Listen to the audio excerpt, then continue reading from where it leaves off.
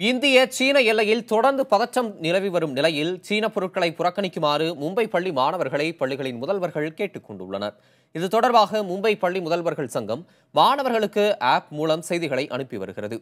இது சீன எல்லையில் பாதுகாப்பு பணியில் ஈடுபட்டு வரும் இந்திய ராணுவத்தினருக்கு ஆதரவு தெரிவிக்கும் ஒரு சிறிய செயலாக இருக்கும் என்று முதல்வர்கள் சங்கம் கூறியிருக்கிறது.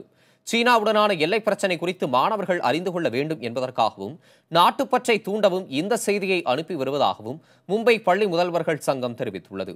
மாணவர்கள் பயன்படுத்தும் பேனாக்கள், அடிப்பான்கள், ஜியாமெட்ரி பாக்ஸ்கள் போன்ற பொருட்களில் பெரும்பாலானவை சீனாவின் தயாரிப்புகள் தான் என்பதை மாணவர்கள் நன்கு அறிவர் என்றும் தெரிவிக்கப்பட்டுள்ளது.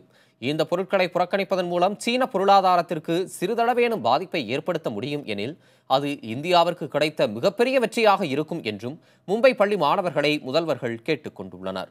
மும்பை மாநகராட்சிக்கு உட்பட்ட பகுதிகளில் சுமார் 1500 பள்ளிகள் இருப்பதாக கணக்கிடப்பட்டுள்ளது.